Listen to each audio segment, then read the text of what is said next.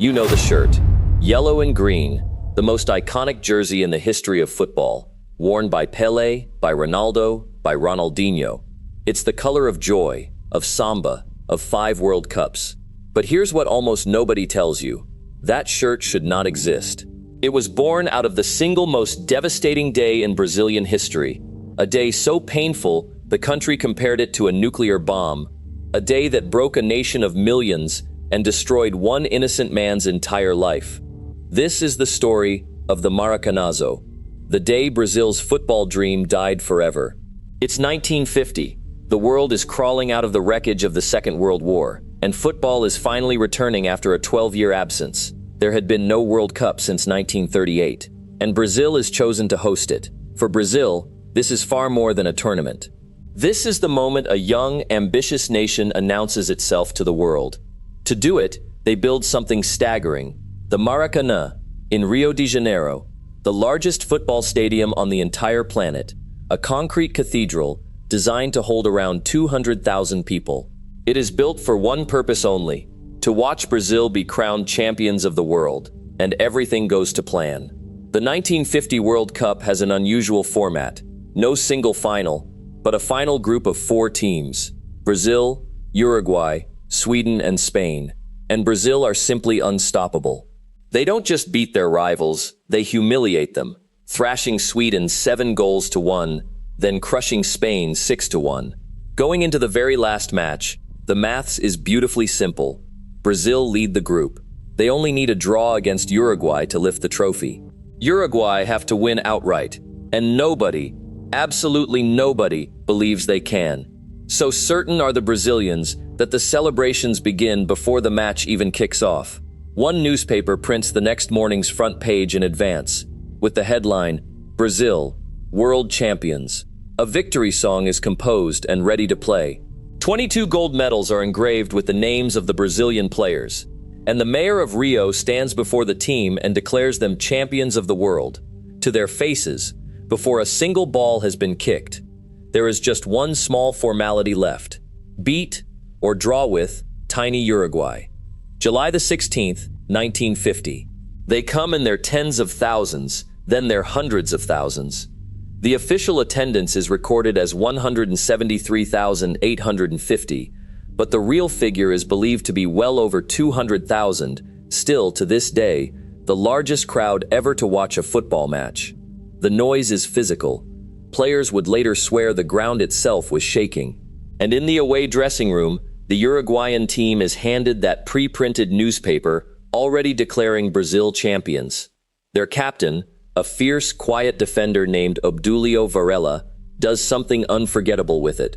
He throws it onto the floor of the toilet and tells his teammates to urinate on it. "Boys," he says, "outsiders don't come in here. The match is played on the field." The game kicks off inside a wall of sound. Brazil attack in relentless waves. But Uruguay's defense holds, stubborn and unbroken, all the way through a goalless first half. Then, barely 2 minutes into the second half, it happens. A Brazilian forward named Friaça surges through and drives the ball into the Uruguayan net. 1-0 Brazil. And the Maracanã doesn't just cheer, it detonates. Fireworks explode inside the stadium. 200,000 people scream as one single voice. In that moment, the World Cup belongs to Brazil. The dream is seconds from complete. But Varela, the Uruguayan captain, now does something that would pass into football legend. Instead of letting his team crumble under the deafening noise, he grabs the ball out of his own net, tucks it under his arm, and walks, slowly, toward the referee. He begins to argue that the goal was offside. He knows full well it wasn't. He admitted as much years later.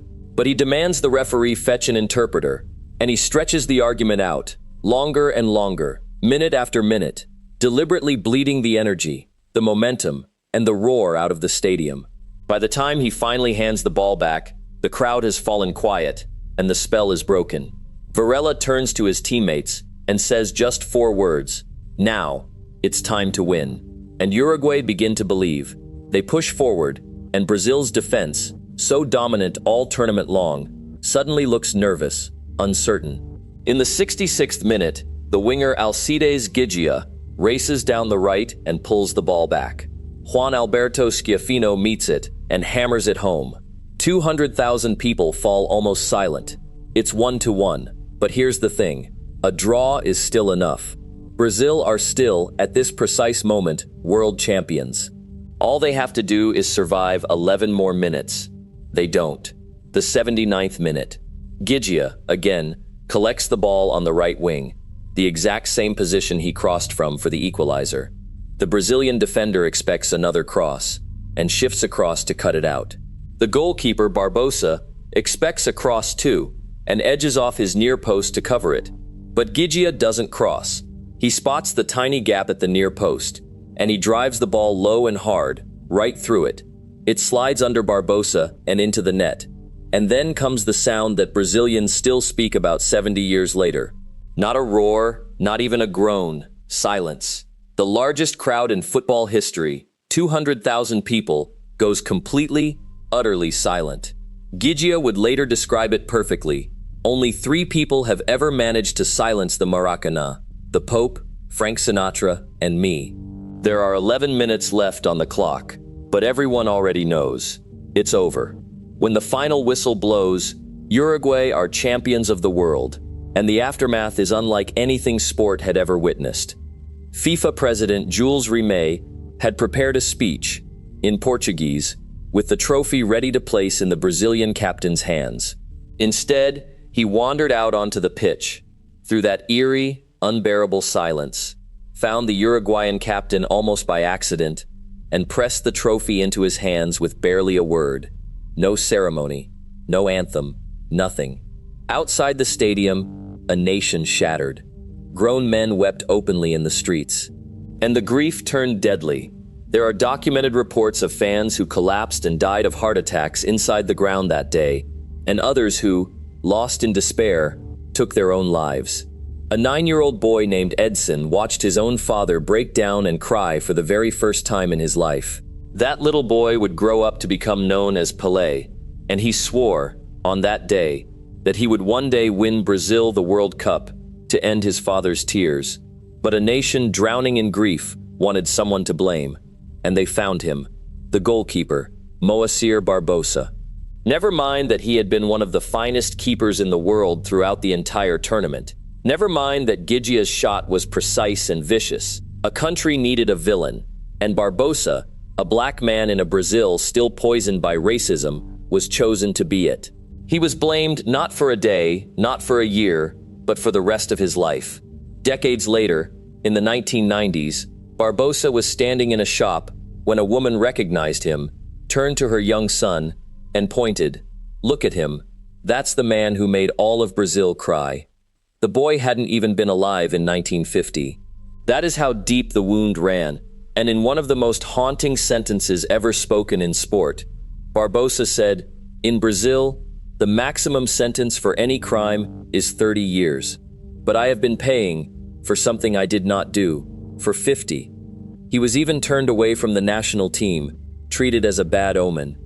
He died in the year 2000, poor, broken, and alone, still carrying the blame for a single goal, half a century on. And the scars went deeper still. Remember that iconic yellow shirt? In 1950, Brazil didn't wear yellow. They played in white. And after the Maracanazo, white was seen as cursed, the color of the greatest humiliation in the nation's history.